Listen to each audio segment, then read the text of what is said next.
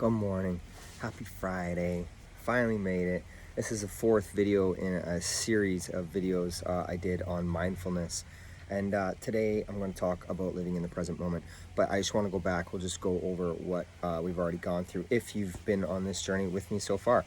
I should also say, if you are on this journey so far, you're looking to try something new. You're looking to try something different because you're obviously not enjoying the way of life that you have previously been living. That's what mindfulness is. It's becoming aware. There was 4 steps that I've given so far, or 3 really, and today is the 4th. The first one was removing distractions from your life, such as TV, shopping.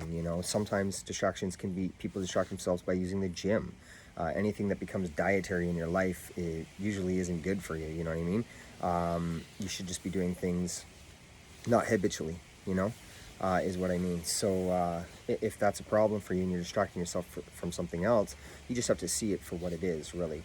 When I talk about removing distractions, that's what I mean. It's really just seeing something that's pulling you away from yourself.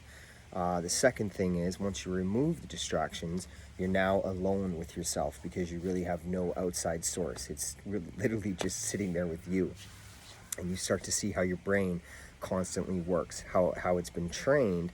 It's a learned behavior to distract, to look for something else, to pull your attention away from looking within. So you can start to understand the programming.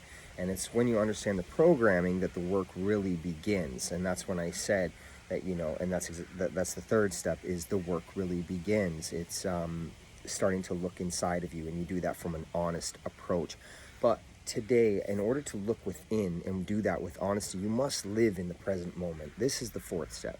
4th step, really, they're all work together, really. I'm just giving it to you in segments, but this is certainly something you just apply in whatever manner you feel. I'm just sort of trying to give you the information for free and then have you do something with it. I mean, if you're here and you've watched 2 minutes and 10 seconds in, you legit are looking for something different in your life, I would believe.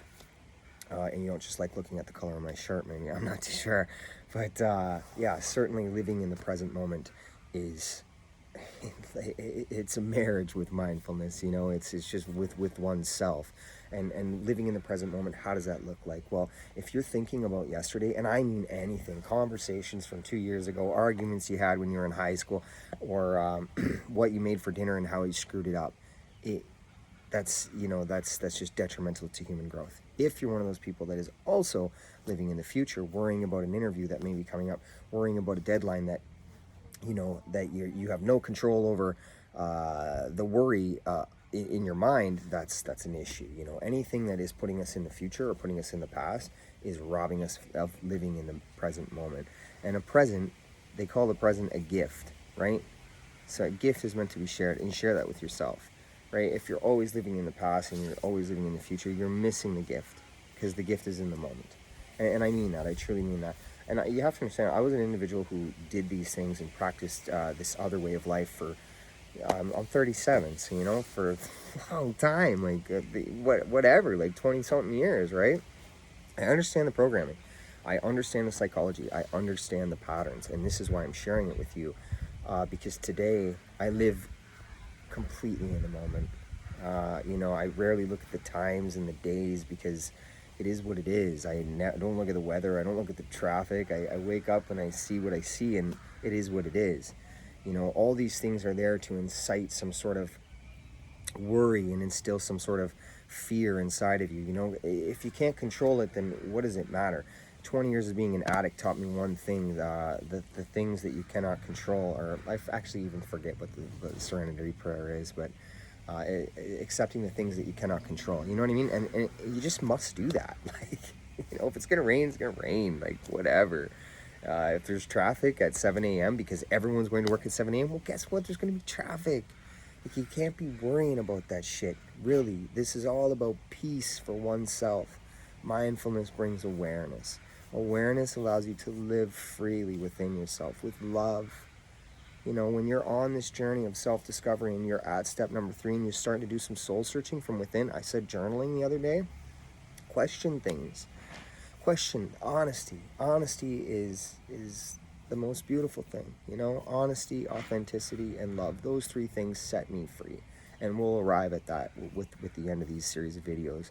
But when you are on a journey of self-discovery, sit down with yourself and, just be cool with the things that have already happened in the past.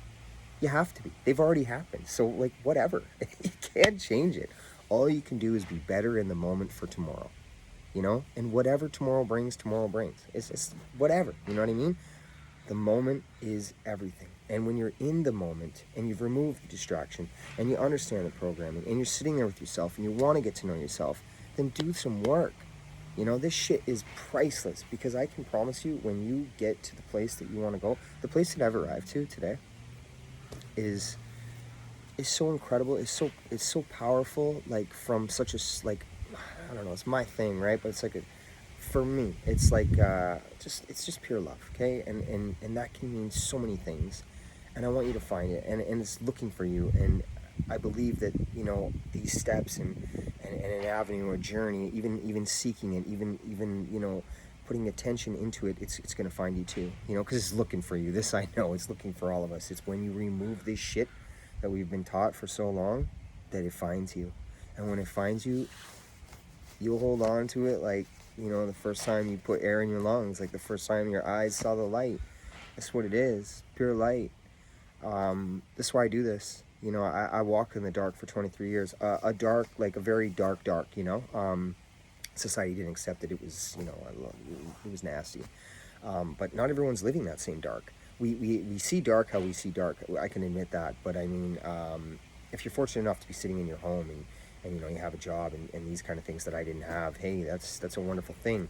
You're able to do that in the present moment, not a prison cell. It's kind of what I'm trying to say.